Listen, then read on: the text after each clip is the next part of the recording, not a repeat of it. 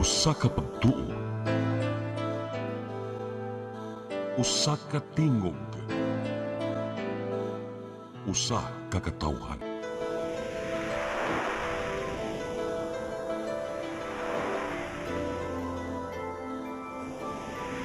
Cebu Catholic Television Network.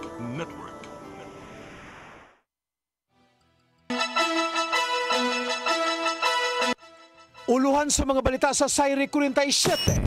Tanang flood control projects sa Dakbayan sa Mandaue, ipa-inventory. Financial assistance sa mga senior citizens sa siyudad sa Sugbo, himuon ng 15,000 pesos. Pagbaton og maayong supply sa pagkaon, patutukan sa mga local government units sa Central Visayas. Babay nga nag-issue og numero sa loto na maligya og shabu na sikop. Sugbo, Kabisayan ug Mindanao, Pilipinas ug katawhan kutos maabot sa tong Sibya sa tibuok kalibutan mayong hapon.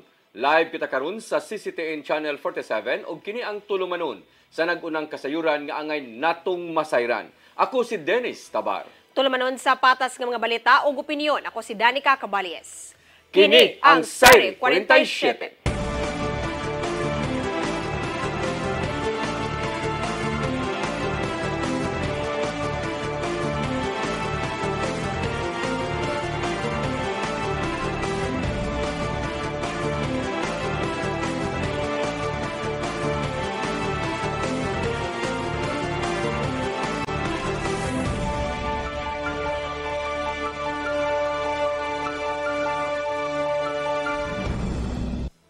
Ug karon sa kompletong detalye sa atong mga balita, syudad sa Mandaue mo pa-inventory sa tanan nga mga flood control projects diha sa ilang syudad.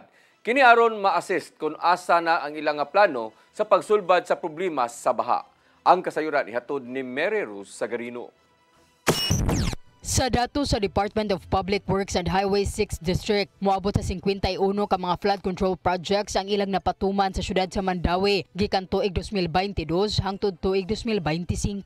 Kini gipunduhan og 3.8 bilyones pesos. Kini karon ang ipa-inventory ni Mayor Tadeo Junque Uano aron masiguro ang hustong koordinasyon, transparency ug epektibong implementasyon. Gimanduan ang City Engineering Office sa pakigalayon sa DPWH pagsusi sa mga proyekto. Matod ni Uwano nga ang mga proyekto sa DPWH nakabase sa Drainage Master Plan sa Mandaue nga nagsilbing giya sa long-term flood mitigation. Daghan sa mga proyekto gipatuman sa termino sa iyang igsuon nga si Congresswoman Imari Lolaypap Uwano Dizon. I'm sure na kani siya tanan nga sa syudad sa Mandaue is well accounted for. Okay, not only ako unang igsuon si Congresswoman Lolaypap Uwano Dizon, I've seen it myself personally during the campaign kaya mo man ang gitanaw and mo man atong gipakita sa part of our AVP no ng mga projects na nahuman. Lakip sa mga lugar nga adunay gipahigayon nga flood control project ang AS Fortuna Street sa Barangay Banilad ug Lopez Haines Street sa Barangay Tipolo. Gawa sa proyekto sa DPWH, gipa-update usab ang mga flood control nga gipunduhan sa syudad.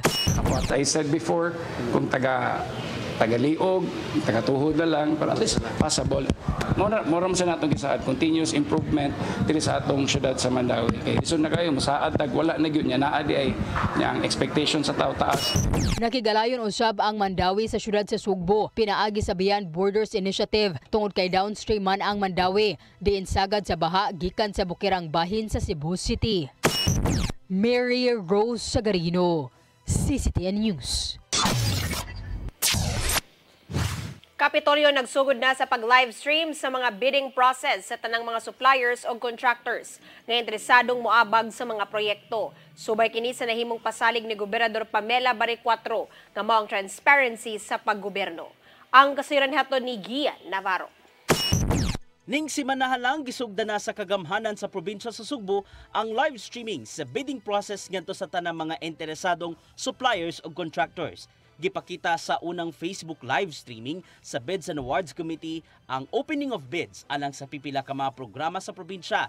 Sama na lang sa pagpalit og 10,000 doses sa anti-rabies vaccine. service provider nga mohakot sa medical wastes ug uban pa. Matod sa provincial administrator nga si Attorney Ace Durano nga pinaagi niini makakita ang katawhan sa pagsukit-sukit sa matag bidder kung paigo ba ang gihatag nga rekisitos. Kini aron masiguro nga ang Kapitolyo makapalit o makaprocure sa gikinahanglang serbisyo o supply ngadto sa pasado nga bidder. Tanan nga interested, whether bidder ka or sa general public lang, if interested how it is done, makita ninyo dito giunsa pagtanaw sa mga bids nga gisubmit, giunsa pag-declare kung kinsay nakapasar.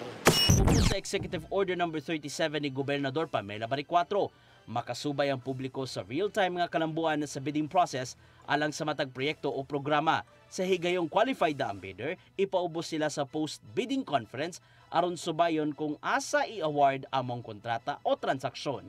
Kining tanan pinasubay gyud sa tinguhan ni Baricuatro nga ipalabi ang transparency sa panggoberno aron makita asa paingon ang panudlanan sa probinsya. Dungan sa pasalig ni Durano og ang back nga magpabiling patas ang procurement process. Kaya na may matago. Everything is out in the open. So kung naa may kining butangta nga makita nga unfair, people, the public can call us immediately. Ian Navarro, CCTN News. Financial assistance alang sa mga senior citizens sa siyudad sa Sugbo, kinahanglang dugangan kay nagkamahal na ang mga palaliton. Gipaagi ni Konsyal Cecilio Andales ang maong panawagan at tubangan sa mga sakop sa konsiho. Ang kasayuran ihatod ni Mary Rose Sagarino. Giduso ni Konsehal Cecilio Andales ang dugang nga hinabang alang sa mga kwalipikadong senior citizens sa syudad sa Sugbo. Gikan sa naandang 12,000 pesos kada tuig nga financial assistance, buot ni Andales nga himuon ng 15,000 pesos ang matag tuig o labaw pa. Matod sa privilege speech sa minority leader nga nabati sa mga lolo ug lola ang nagkamahal nga panaliton sa panimay. Gihimugatan niya nga pinaagi sa makiangayong kantidad sa hinabang, matagamtaman usab sa mga idaran ang dignidad sa ilang kinabuhi. The data will be vital in guiding our decisions as elected officials and to ensure that we balance compassion and sustainability. Ubos sa Cebu City Ordinance No. 2453, anaagyod sa 12,000 pesos ang financial assistance o tag 3,000 pesos kada quarter. Sa laing bahin nangayo si Andales o gidaghanon sa mga idaran sa syudad o qualified beneficiaries gikan sa Office of Senior Citizens Affairs kon OSCA. Kini aron mahanay ang listahan bahin sa mga lolo ug lola nga haom aron makadawat og tabang gikan sa syudad. Gihangyo usab ni Andales ang mga kaubanan sa konseho nga makigalayon sa mga idaran bahin sa gidusong aumento sa ayuda una pa iduso ang mga kabaguhan. We recognize the growing number of elderly residents in Cebu City who have yet to benefit from the ordinance through no fault of their own. Mary Rose Sagarino, CCTN News. 7 anyos nga lalaking tinunan sa grade 2 na lumos samtang naligo sa dagat sa Barangay Basak, Dakbayan sa Lapu-Lapu uban sa iyang duha ka mga classmate. Daling giklaro sa maestra sa tinunan nga dili na oras sa ting klase dihang naitabo ang insidente. Ang kasayuran ni hatod ni Crystal Joy Pelerca. Nalumos ang usa ka 7 anyos nga batang lalaki samtang naligo kini sa dagat sa Suba Masulog Tumoy, Barangay Basak, Dakbayan sa Lapu-Lapu uban ang iyang duha ka mga classmates niadtong Miyerkules pasado alas 2 sa hapon. Ang biktima usa ka tinunan sa grade 2 sa Suba Masulog Elementary School. Matod sa maestra sa mong tinunan nga si Bonafi Alingalan nga dili na oras ting klase sa dihang nahitabo ang mong insidente tungod kay alas 7 ngadto sa alas 11 sa buntag lang taman ang ilang klase. 11:15 man niya, dapat 11 may manguli niya nadugay. So mauto, nakauli na gito sa balay na nangit pa ko na ako nga ma'am, uli na ko ka. Lakaw ramon ko mamakura.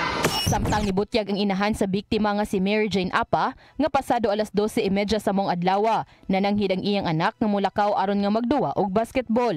Apan sa iyang pagsubay-subay pasado alauna sa hapon wala na kini niya makit-i. Sa iyang pag-uli sa ilang panimay, aduna nay barangay tanod nga nagpahibaw kaniya nga adunay batang nalumos ug iya kining nakumpirmar nga iyang anak sa dihang nakakita siya sa usa ka post sa social media.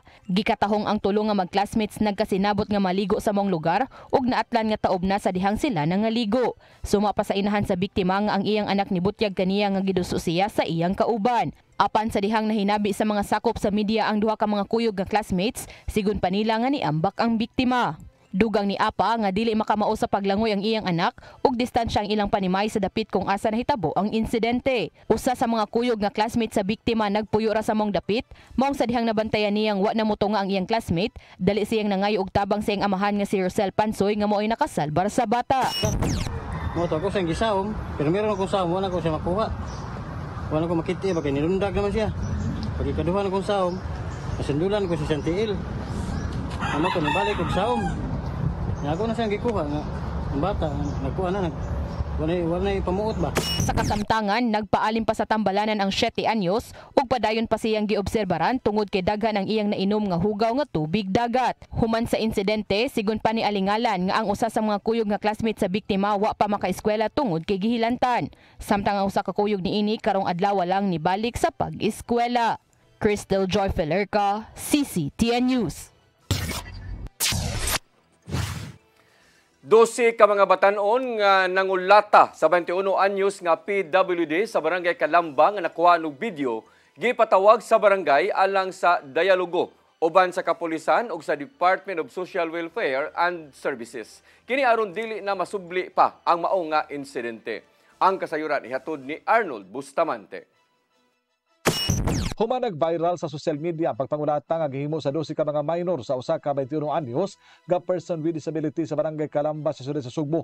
Nakigdialogo dayon ang Sawang Calero Police Station 6 uban sa Department of Social Welfare and Services sa kagamanan sa Dakbayan Sugbo ug barangay official sa Calamba. Among insidente nahitabo alas 4 sa kadlawon nitong Sabado, Agosto 9, 2025 sa Sitio Mahayahay 1, barangay Calamba sa Dakbayan Sugbo kansang biktima usa ka 21 anyos nga dunay apan sa panglawas. Nasuta sa kahimong investigasyon nga ang mao nga biktima membro sa usa ka inilang gang og naengkwentro sa 12 ka mga batanon. Sigon sa pamahayag sa mga minor de edad nga nagsugod ang insidente human nga ang biktima na masangil kanila nga may namato kaniya nga mahinungdan nga nasuko ni og gipanggukod ang mga batanon. Apan mibalik kini og gitabangan sa pagkulata ang biktima hangtod nga kini nalupog og nakuhaan og video. Atol sa gipatawag nga dialogo sa mga barangay official sama sa Gender and Development, Kapulisan sa Sawang Calero og DSWS sa pagpangulo ni Aldrin Zamora. Mitambong aga biktima nakip na ang 12 ka mga batanon nga may gitudlo nga nangulata uban sa mga ginikanan niini. Gitukay nila kung unsay mga programa nga ipatuman alang sa mga batanon nga nalambigit sa pagpangulata, lagip na ang posibleng papasaka kanila og kaso kung gikinahanglan. Gipahimangnuan usab ang mga ginikanan kung unsa ka mahinungdanon ang paghatag og giya sa ilang kabataan ug pagmonitor aron nga malikayan nga masubli ang maong insidente. Si Police Brigadier General Rodrigo Marana ng hepe sa Police Regional Office 7 mibutyaga dako ang responsibilidad sa mga ginikanan pinaagi sa paggiya sa ilang mga anak aron dili kini makahimo og krimen. Gidasig ni Marana ang publiko nga magtinabangay ug motuwag dayon silang hotline nga mao ang 911 kung dunay mahitabong krimen o dinalian nga hatagan og tabang sa kapulisan. Pinaagi nini ilang makabot ang malinawon ug hapsay nga komunidad subay sa pagtinabangay sa matag usa sigon ni Maranan. Arnold Bustamante, CCTN News. Market Authority sa pampublikong merkado sa Mandaue nakasakmit og 8 ka depektibong timbangan human sa gipatuman nga matag adlaw nga monitoring.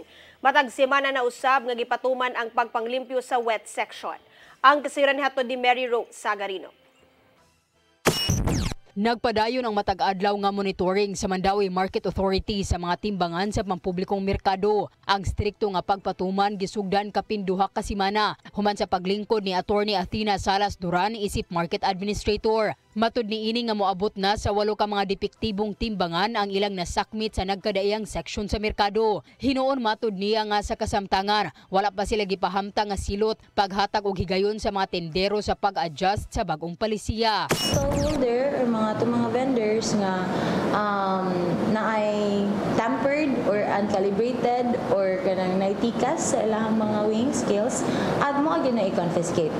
Giauhag ang mga tendera nga mamahimong matinud-anon sa ilang gibaligya og dili manika sa ilang customer. Ang merkado adunay moabot sa dulan libo nga okupado nga stall. Samtang gawas sa monitoring sa timbangan, regular usab silang nagpatuman og flashing sa wet section sa merkado. Kini aron paglimpyo og pagmino sa baho nunot sa isda ug karne. Gawas sa wet section, gipalimpyuhan usab ang dry goods section aron paghinlo sa tibuok merkado. Di man gud ta maka-flushing sa kaninga mga sections kay maguba man ang ilang mga stock. So, I've instructed them nga mag-scrub sila, mag-mop sila, ilang butang nga gamay tubig, but after nila na ibuhaton, sundon yun nila og mop to keep it dry. Ang Market Authority nagpadayon usab sa regular nga price monitoring nga gidisplay sa LED screen gawas sa merkado. Mary Rose Sagarino, CCTN News.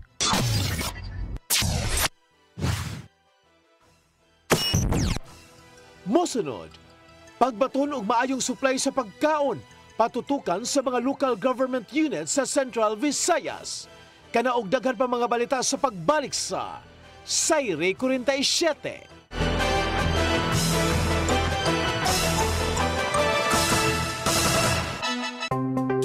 Discover the beauty of the Philippines.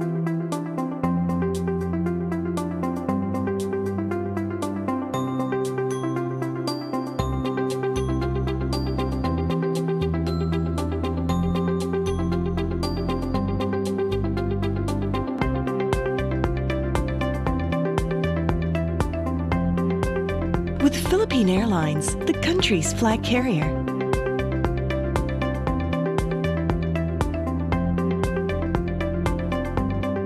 The airline that lets you feel the warmth of the nation.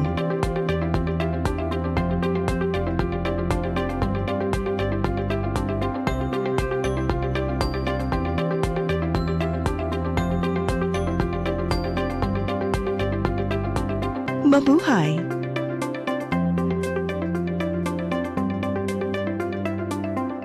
Siguradong pagkain sa buong bansa. Masaganang ani, mataas na kita. Maulad na buhay ng mga magsasaka at mga mangingisda. Siguradong pagkain sa buong bansa. Looking for the best internet deals in Negros Oriental? Field Products Negros is here to bring you fast, reliable, and affordable internet with plans made just for you. For as low as 899 pesos per month, enjoy speeds of 50 Mbps, perfect for streaming, working, or studying from home. Need more speed? No problem. Get 100 Mbps for just 1,199 pesos. 150 Mbps for only 1,499 pesos, or our fastest plan, 400 Mbps for just 2,399 pesos per month. Plus, you can add over 100 cable TV channels to your internet plan for just an additional 100 pesos per month. That's entertainment and lightning fast internet all in one. Enjoy no installation fees and start today with a 1,000 peso customer deposit. Call us now or visit our website to sign up with the Field Products Negros. You get internet that's affordable, reliable, and local. Field Products Negros, bringing you closer, faster. Call us at 0917-631-5240 or visit our website www.fieldproductsnegros.net or our Facebook page, Field Products Dumaguete. Subscribe now.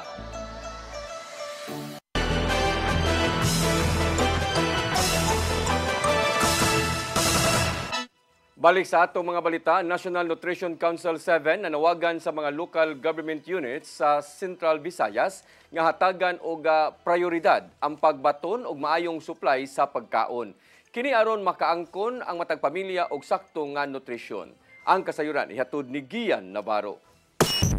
Giaghat sa National Nutrition Council 7 ang ubang mga local government units sa Central Visayas sa paglihok na aron makabaton og igong supply sa pagkaon ngadto sa talad kan-anan. Matod sa program coordinator nilang si Dr. Parolita Mission nga pirming mag-uban ang kaabunda sa supply sa pagkaon kon food security ug maayong nutrisyon. Kay pinaagi nini dali na lang nga makabot sa matag pamilya ang pagbaton og saktong sustansya sa ilang lawas pinagi sa supply sa pagkaon nga available kanunay. May tabo usab kini kung suportado mismo sa mga lokal nga opisyal ang mga inisyatiba sa LGU alang sa food security nga resulta sa himsog nga panglawas sa matag usa. Another effort we are doing is really engaging the local chief executive because if you look into the sharing of our winning LGUs, the bottom line is really the support of the local chief executive or the sanggunian or the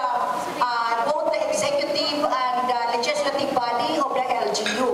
Sa habit sa Department of Agriculture 7, gihimo nga subsob ang kampanya sa food security hangtod na sa kabarangayan. Paghusgan pa nila kini pinagi sa pagbaton og tamnanan sa mga utanon. Matag barangay ubos sa programang Gulayan sa Barangay. All interventions are given through the local government units down to the farmers, cooperatives, and associations.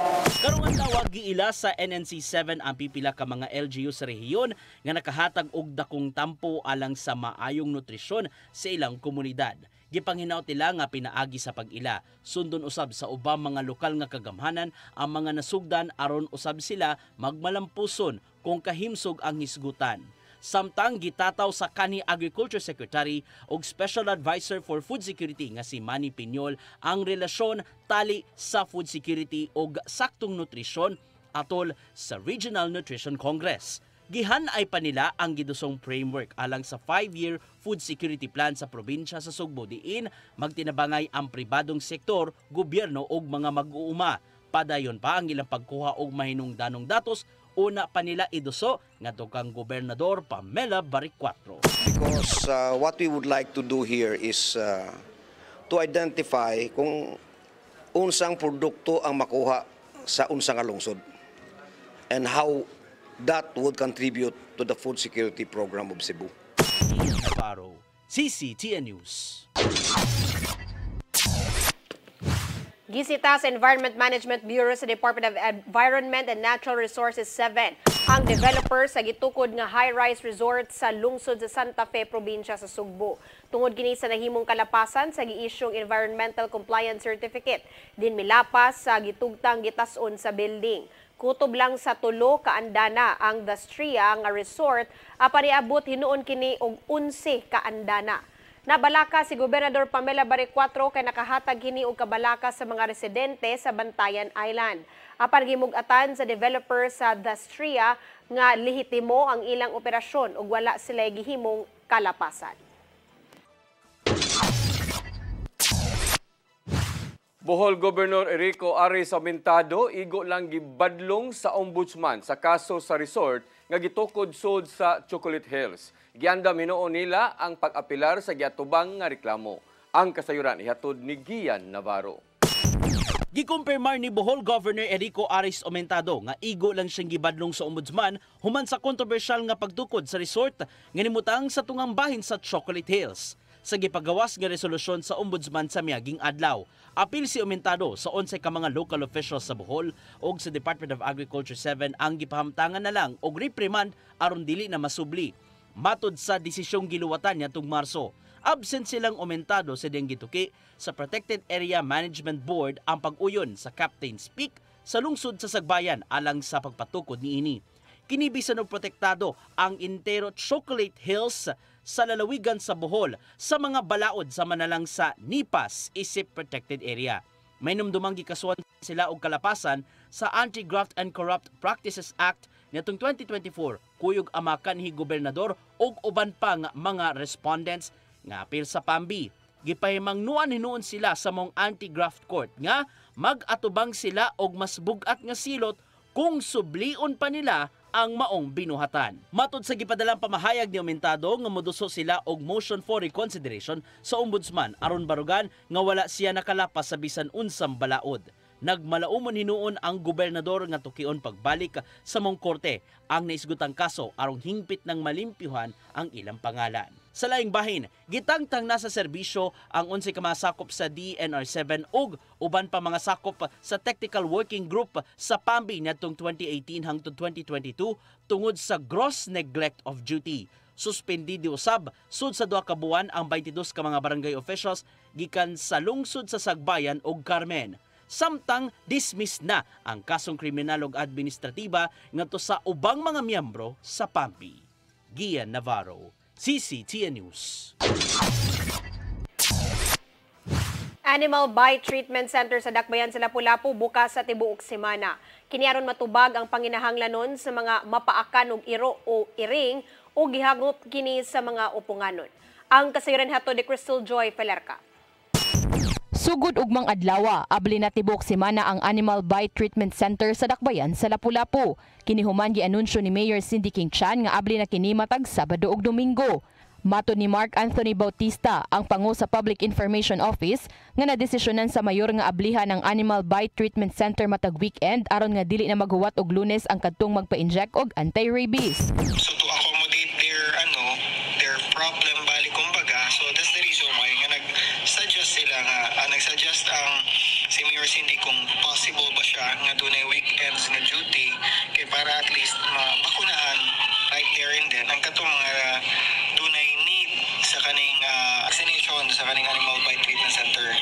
Gikan Lunes hangtod Sabado, abli kini gikan sa alas 8 sa buntag hangtod na sa alas 5 sa hapon ug alas 8 ngadto sa alas 2 sa hapon sa adlong Domingo. Gipasaling ni Bautista nga aduna ray igong manpower ang Animal Bite Treatment Center nga maka-duty sa maong mga adlaw.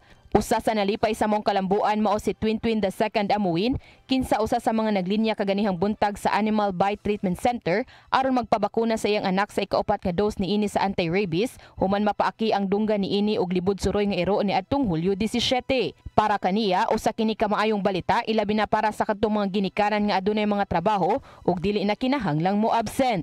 Sa iyang bahin, may nalang kay panggabi ang iyang duty maong wara siya maka-absent karong adlaw.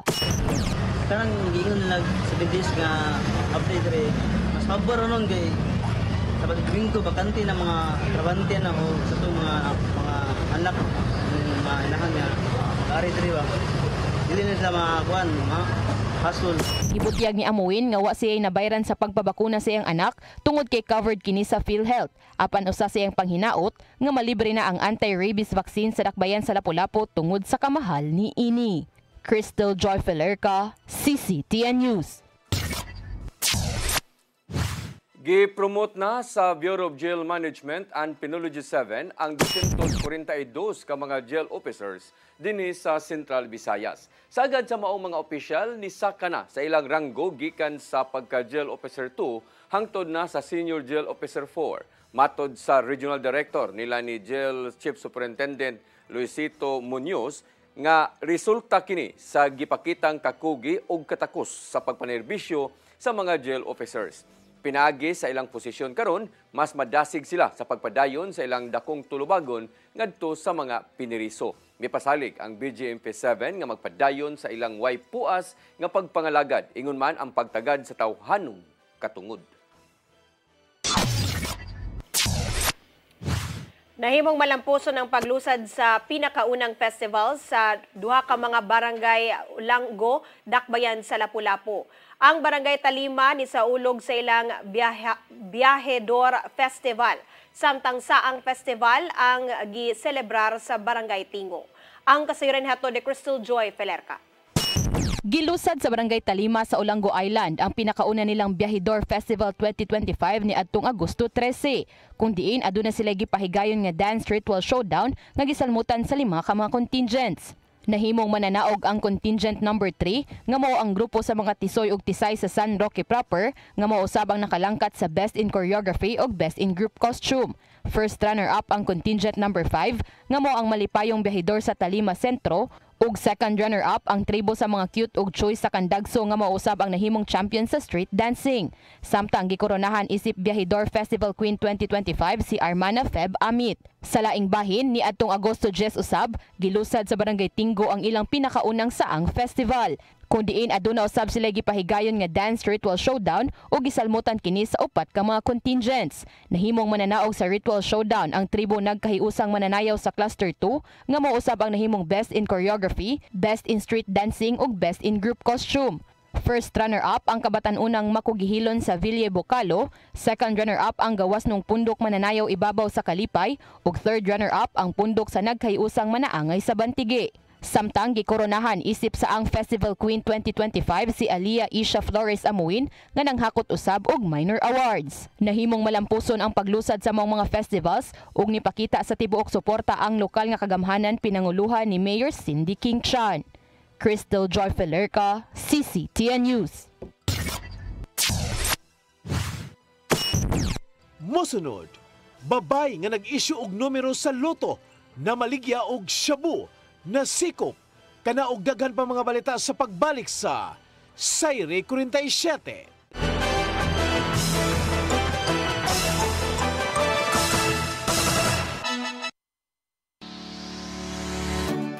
Looking for the best internet deals in Negros Oriental? Field Products Negros is here to bring you fast, reliable, and affordable internet with plans made just for you. For as low as 899 pesos per month, enjoy speeds of 50 Mbps, perfect for streaming, working, or studying from home. Need more speed? No problem.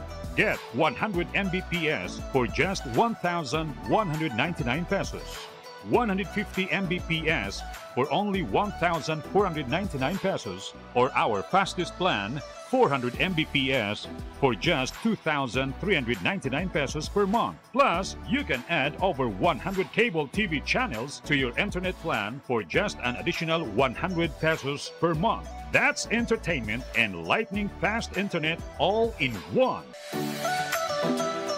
Enjoy no installation fees and start today with a 1,000 peso customer deposit. Call us now or visit our website to sign up with the Field Products Negros.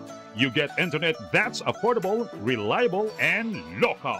Field Products Negros, bringing you closer, faster. Call us at 0917-631-5240 or visit our website www.fieldproductsnegros.net or our Facebook page, Field Products Dumaguete. Subscribe now. Press Briefing, midweek reset, real talk, from headlines to hot takes. This is Press Briefing, the show that has it all. Midweek, we cut through the noise and bring you the stories that actually matter. News, views, insider scoops, straight from the source, right from the horse's mouth. Politics, public issues, community concerns, and controversy. We break it down. No filter, no filler. Press Briefing. Sharp, fearless, always relevant. Brought to you by the Cebu Press Club. Beyond the headlines, we are Cebu's voice. We are the voice of truth and reason in every town, in every season, with pens of light. We draw the line for justice, peace, and stories fine. Cebu Press Club, our banner flies beyond the noise, beneath the skies. Integrity, our steadfast.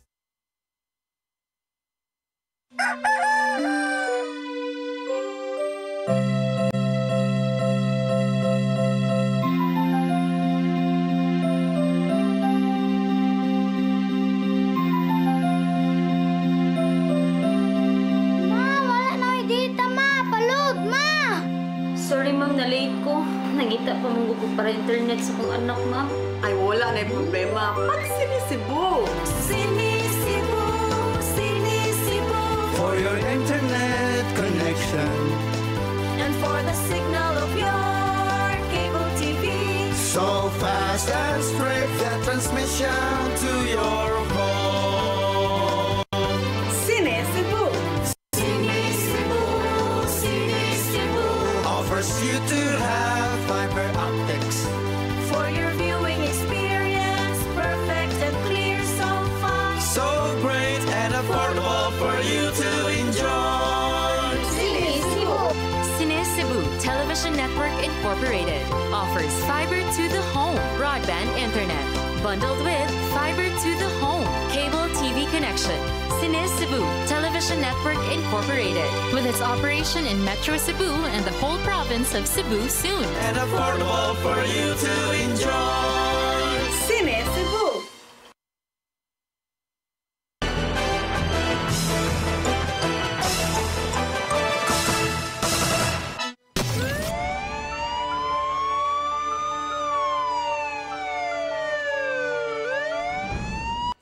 Balik sa atong mga balita, babae nga nag-issue og numero sa loto diya sa Barangay Paknaan, syudad sa Mandaue, nadakpan sa buy-bust operation sa Philippine Drug Enforcement Agency 7.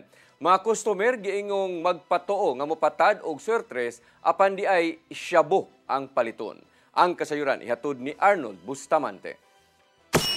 Babae nga namaligyag ticket sa loto apan nag-sideline usab sa pagpamaligyag shabu ang nadakpan kini sa buy-bust operation sa mga sakop sa Pereira Mandaue City Team uban sa Regional Intelligence Unit 7 ug Mandaue City Police Office Station 3 sa MC Beriones Street, Barangay Paknaan sa Mandaue alas 2:45 kagahapon sa hapon. Ang suspitsado giila ni Pereira 7 Regional Director Joel Plaza nga si alias Annabel, 32 anyos, luto outlet operator ug residente raw usab sa mga lugar. Nakuha gikan kaniya ang usa ka pakete sa kituang shabu nga motimbang sa 0.20 grams nga doon estimated average market value nga 1,360 pesos. Matod ni Lia Alcantara, ang information officer sa PDEA 7, nga tulo ka semana nilang ipaubos sa case build-up ang mga suspitsado. Human nila madawat ang impormasyon gikan sa kasaligang tinubdan. Gigong makabaligya si Annabel og 50 gramos nga shabu matag semana gikan siyang supplier. Sa nakuha nga report sa PDEA 7 nga kasagaran sa mga customer sa suspitsado, magpatuo kini nga mopalit og numero sa loto apan di ay mopalit kini og illegal nga drugas sa tapad sa loto outlet mao ang iyang sari-sari store apan ang iyang supply sa illegal nga drugas naa sa loto outlet. Base sa pamahayag sa informant sa PDEA 7 nga usa ka tuig na sa mao nga negosyo si Annabel, di ang iyang customer mo text daan sa cellphone ini aron nga mo order og shabu ug kuhaon na lang niya kini sa loto outlet diin ang iputos ticket sa swertres. Gipaubos na sa investigasyon sa PDEA 7 ang maong suspitsado kung kinsa ang iyang supplier sa illegal nga drugas ug giandam na ang kasong kalapasan Section 5 ug 11 Article 2 Republic Act 9165. Arnold Bustamante, CCTV News.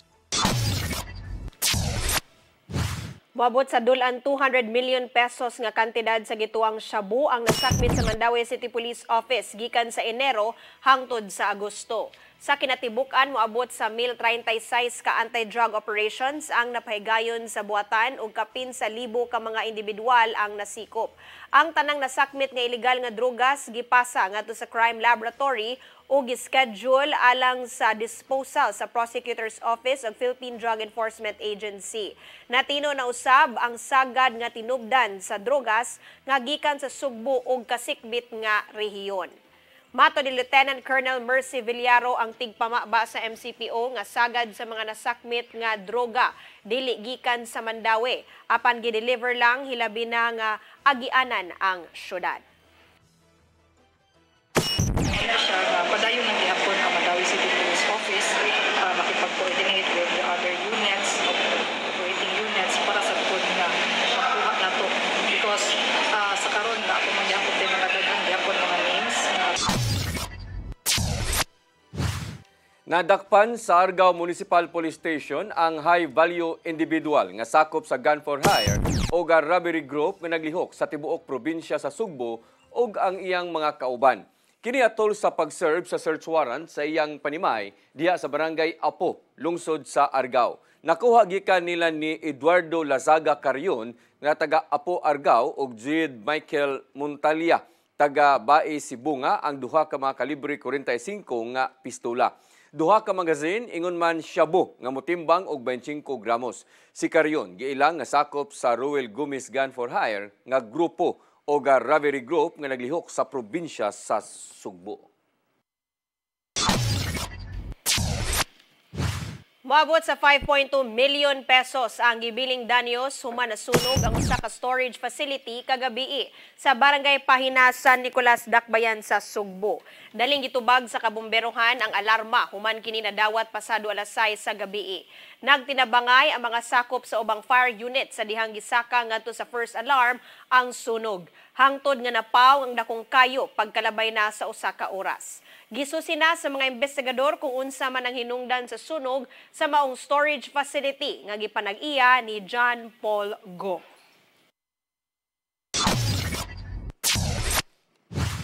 Gihangyo ni Dumanhog Mayor Gongon Hika ang tanan nga mga nalambigit sa krimen ug drugas diha sa ilang dapit nga mutahan ngadto sa ilang barangay kapitan hangtod karong Domingo, Agosto 17. Tuyong gihatag ni Hika ang mao nga ultimatum atubangan sa 37 ka mga kapitan sa iyang nagkadaiyang barangay ug kadagkuan sa PNP. Naninguha ang mayor nga mapadayonon ang ilang monitoring ngadto sa mga nahilambigit sa krimen ug drugas hangtod nga sila magbag-o na sa kinabuhi. Dugang paniya nga kikinahanglang malayo sa daotan ang uban nga mga sakop sa pamilya kung dili na mugara pa ang mga magtago-tago nga mga kriminal. Gitataw ni Hika nga dili hinuon dakpon ang mga mo-surrender nga mga kriminal sa ilang dapit kay hatagan man sila og laing higayon nga kinabuhi pinaagi sa sinimanang nga drug test. Mao kadtong naglangkob sa atong mga balita sa Sayri 47, ako si Dennis Tabar. Ako si Danica Cabales, Santo Lunes pohon sa inyong paboritong tulumanon. Sayri 47.